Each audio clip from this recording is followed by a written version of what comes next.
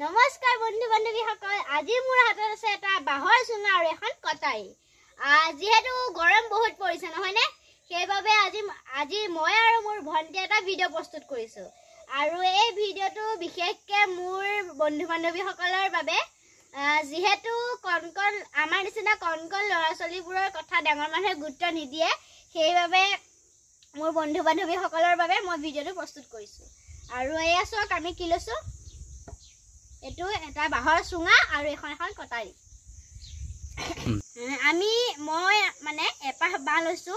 আৰু এই বাহটোৰ ওপৰতো এটা গাঠি আছে আৰু তলতো এটা গাঠি আছে এই দুইটা গাঠিৰ মাজত অকমান আনি মানে এনেকে মাজত ফালি দিয়া হৈছে কৰতে সব আৰু ইয়াৰ পিছত কি হ'ব আপোনালোকক বুজাই আছো সব এই ইয়াত মাজত যোনবিলাক মানে এনেকে হেৰি আছিলে সেইবিলাক অতৰাই ললো তাৰপিছত এটা খালি হৈ গ'ল এটো আৰু আপোনালোকে ভাবকচোন বাৰু এটা আমি কি প্ৰস্তুত কৰিবলৈ গৈ আছো যেহেতু বহুত গৰম পৰিছে আৰু গৰম পোৱাৰ বাবে খাল বিল নৈ এইবিলাক সকলো শুকাই গৈছে আৰু আমাৰটো গৰম উঠিলে আমি দৈ খাওঁ ফ্ৰিজিং পানী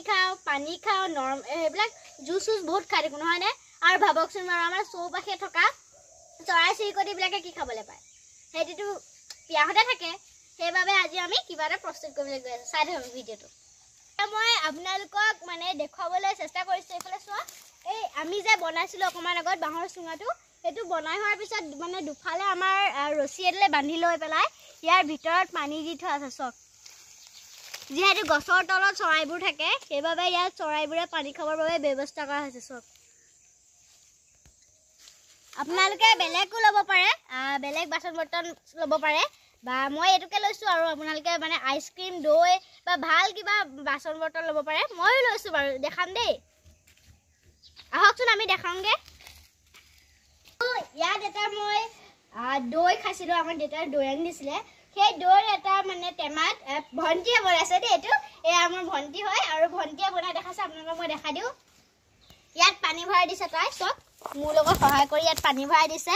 আৰু পানী ভৰাই এনেকে ৰছীয়ে বান্ধি থৈছো চব যেহেতু এইজোপা গছতো আমাৰ এই ওপৰত আছে গছৰ চৰাই বাহ আছে চব চৰাইবিলাকে পানী খাবৰ পৰাকে সুবিধা কৰা হৈছে চব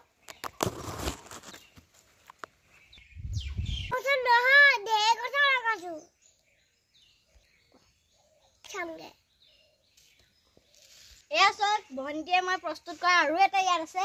আমি এনেদৰে বহুতো গছৰ তলত এনেকে লগাই দিয়া হৈছে ইয়াতো পানী আছে আৰু আমি আৰু 5-6 জোপা গছতো আমি লগাই থোৱা আছে পেলনীয়া বাচন বৰ্তনে কিন্তু এনেদৰে চৰাই চিৰিকটি জীৱন ৰক্ষা কৰিব পাৰিম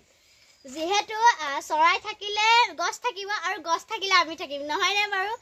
চৰাই চিৰিকটিয়ে ফল মূল খোৱা গুটিবিলাক য'তে ত'তে পেলাই থয় আৰু তাৰ পৰাই গছ গজে আৰু গছৰ পৰাই আমি অক্সিজেন পাই জীয়াই আছো আৰু এটা বস্তু আপোনালোকক দেখাই দিওঁ দেই এই গছটো দেখিছে চন্দন পুলি হয় আৰু এই চন্দন পুলিটো মোৰ জন্মদিনত মই ৰুইছিলো চাওকচোন মোতকেও ওখ হৈ গ'ল এতিয়া এইটো আৰু ভিডিঅ'টো কেনেকুৱা লাগিলে বাৰু যদি ভাল লাগিলে তেনেহ'লে মোৰ বাবে এটা লাইক আৰু মোৰ ভণ্টিৰ বাবে এটা কমেণ্ট বাই বাই